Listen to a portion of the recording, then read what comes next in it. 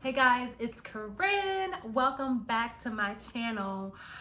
In today's video, I want to respond to a viewer, a subscriber. I believe her name is pronounced Karen. It actually could be Corinne as well. I think it's Corinne.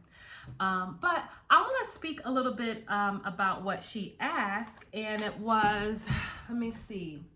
Can you speak on or share while speaking your affirmation on how to handle negative thoughts when they pop up? So basically, if you're doing any manifestation practice, how do you handle negative thoughts when they pop up? So I have a couple things that I would do. But first, I want to share one of my favorite Neville Goddard quotes. And before I get into it, make sure you subscribe to my channel. Here I share what I know about manifesting, and it's a fun journey. Living your life on purpose is a really fun freaking journey. Discovering that you are the god and goddesses of your reality is freaking amazing. So the Neville quote is this: consciousness calls things that are not seen as though they were. That's the first part. Our consciousness calls things that are not seen as though they were. And it does this by first identifying yourself with a desired state, and second, by remaining in that state until it becomes a physical reality. And what Neville is saying is to persist. You call things into being that are not seen by identifying yourself with it and remaining there until it comes to you. So we don't give in to these negative thoughts. Okay? So that's the first thing. The reality is that the opposing thoughts are going to creep in. And it is my understanding through studying Dr. Joe Dispenza, who talks a lot about neuroscience and how the brain fires and wires and makes connections.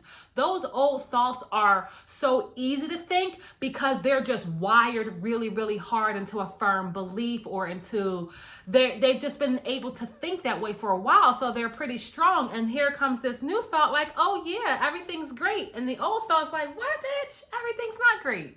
So what we have to do is we have to keep repeating over and over and over that new thought until the new thought becomes natural to think to us. Okay? So that's the first piece of that. The second piece of this conversation that I would like to share, well, there's a really powerful third piece that I'll save for the end. But the second piece that I want to share to you is that when the old thought pops up, one thing that I tend to do is I do acknowledge it. Like, so say for example, there's a client or there's a business or there's something that I'm working on and I don't like the way things are going, or I'm just not happy with the way the circumstances are. It happens to all of us. You're not happy with what it is.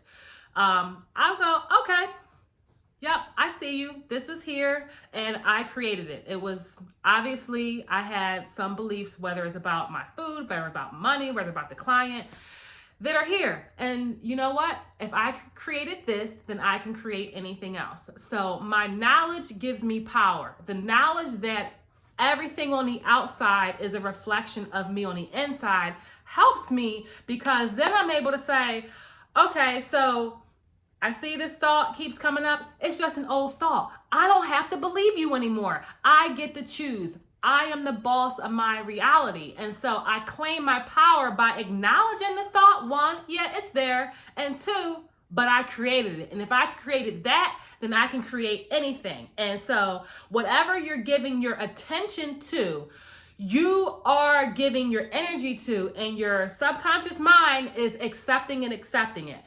I get how hard it can be to think a thought that's contrary to what you see on the outside world. It's almost insane to think something opposite of what you see, because what you can see is so freaking firm and so real. But if you understand that the only reason that it is real is because you created it, because you gave your energy to it, then you can use that same power to create something else. Hang on for a second. So I want to give some specific examples on another practice that I do.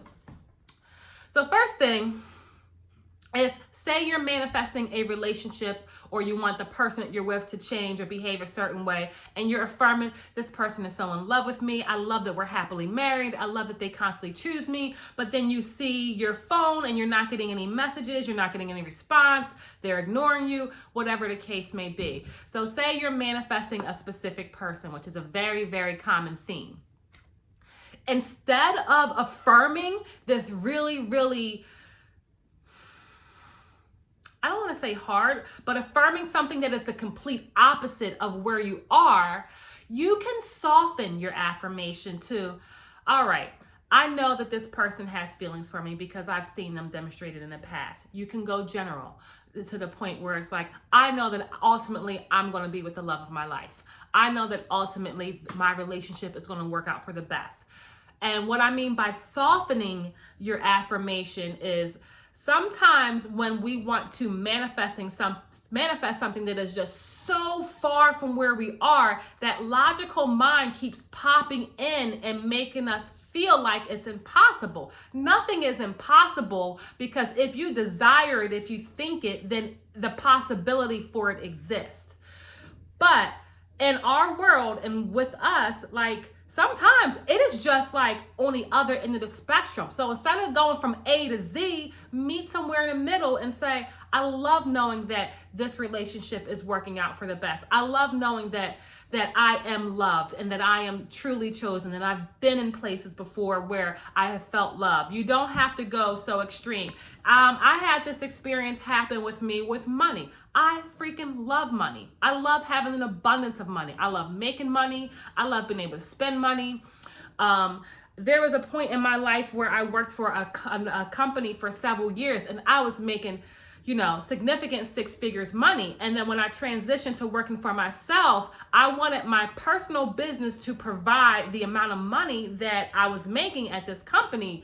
And when I affirmed it, there was just such this gap of where I wanted to be to where I was. It was really hard for me to accept it, that, okay, I'm doing this now. So what I did was I said, okay, I'm gonna go to the halfway point. I love that I make this amount of money. I love that my business is fully booked. I love that I get paid to do what I love. And so I had a series of affirmations that were not like from 0 to 100. It was like, okay, let me start with my middle ground. And immediately I was able to see some results.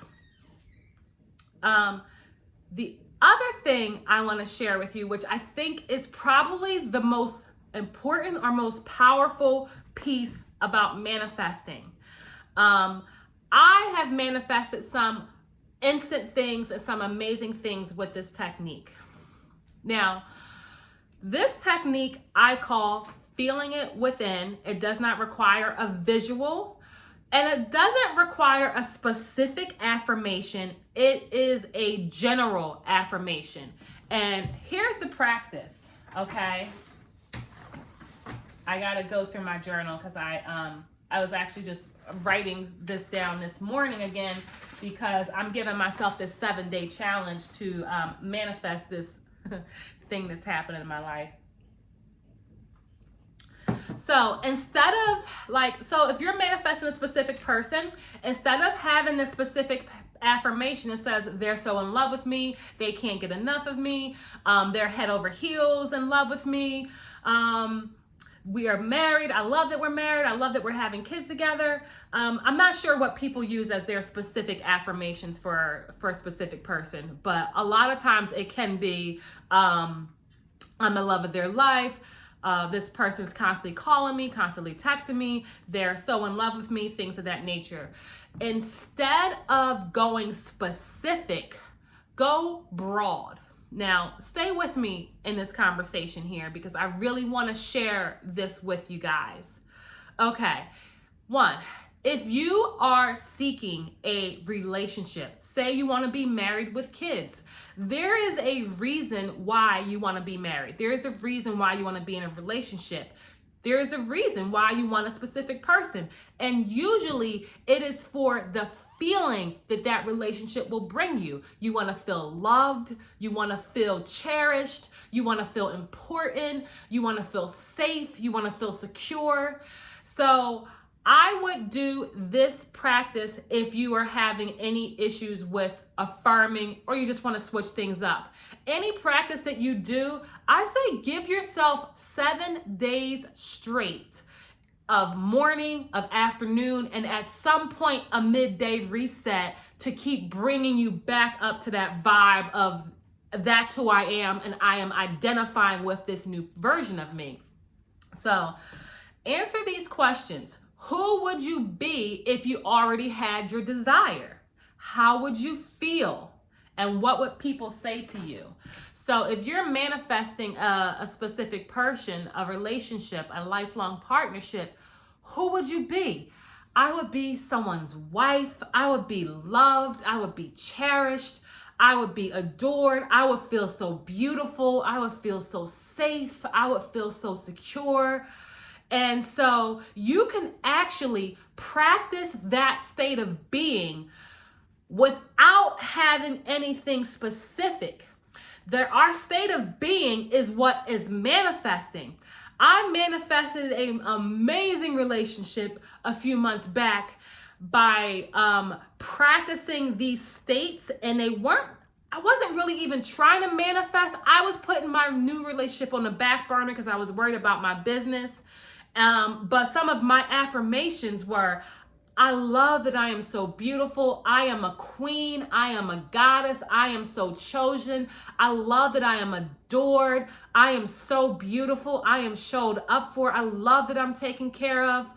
I love that my man is head over heels in love with me. I won't be in a relationship unless my man is head over heels in love with me. I won't date for the fuck of it. Like, if I'm dating someone, they've got to be all up they got to be calling me, texting me.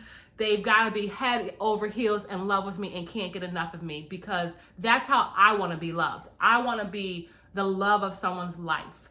And so when I was doing my self-concept, I wanted to feel beautiful. When I was doing my self-concept on money, I had a lot of general affirmations. And when I looked back to see how the hell did I bring this person in a matter of a couple weeks, my affirmations were, I love that I'm so chosen. I love that I'm adored. I love that my man is always there for me. I love that I'm taken care of.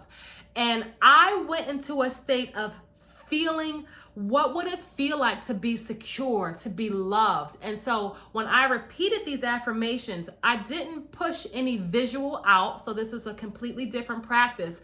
All I did was feel within, what would it be like to be someone's wife?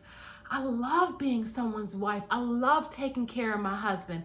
I love that I'm so beautiful. I love that I'm so sexy, that I'm a queen, that I'm a goddess. I love that my man is head over heels in love with me. I love that I'm so taken care of. I love being prioritized. I love that I'm the best. I love that my man can't get enough of me. And so there is really no visual involved. It was purely me allowing myself to experience that state of being of a woman who is chosen, of a woman who is just loved, of a woman who a man just wraps his arms around and just is obsessed with and can't get enough of. And I didn't need anything from the outside to confirm, because every freaking morning I looked in the mirror in my dining room. I have this nice mirror, and I told myself, you are so beautiful. I love that I'm so beautiful. You are so adorable. I love that I'm so adorable. You are cherished. I love that I'm so cherished. I am a queen. I am a goddess. And now my fiance, he tells me, he's like, you are such a goddess. He literally started parroting my affirmations to me. He said, Corinne, I've never called a woman a goddess before, but you are a goddess. Like, you're my queen. And he literally was repeating to me the affirmations that I gave myself. I decided to become beauty, to become love, to become a queen. And I talked with him about it, and I said, you know, Jamie, like, I wrote a list down of like what I was looking for, but when I looked back at it, it wasn't like a height, it wasn't like a certain body type, it wasn't like what does this person do for a living. It was how I wanted to be, how I wanted to feel, and how I wanted to be shown up for. And so sometimes I think specific affirmation can cause us to cling on to a desire really hard. I practice both, and for me, it's a practice. Nothing I do is ever perfect in this manifestation world. I read, I study, and I practice it, you know, and then I come here to share what I've learned because I find it to be absolutely amazing and powerful and enlightening, and I wish more people knew about this. But hands down, when I look over the last 6 months or year of my life, one thing that made a huge difference in me manifesting wasn't robotically repeating affirmations, although I have like this book. I have I go on lists of like, okay, I want to feel like this about money. I want to feel like this about my house. I want to feel like this about my relationship with my children. And I'll write things down and then I'll read them. And sometimes I never read them again. But the practice that I did do consistently, it was that feeling it within my heart. It was closing my eyes and almost trying to find that energy of someone that is loved and that is cherished and that is abundant and that is worthy and shown up for and adored and beautiful and a queen and a goddess. Words have power. Even when I sit here and say those words, I'm not trying to feel anything, but the words themselves are evoking this feeling from me. So that's how I would handle thoughts that crop up in your mind that aren't in line with the new version of you. Honestly, I would take like 15 minutes and be like, you know what? Who would I be if I actually had this desire? Write down a couple things. It doesn't need to be a whole novel. Write down a couple things. How would I feel? That to me is the most important part. How would you feel? Everything we want 90% of the time is because we want to feel a certain way about it. So go to the end and give yourself that feeling. You don't have to have the thing to have that feeling. You can cultivate it within.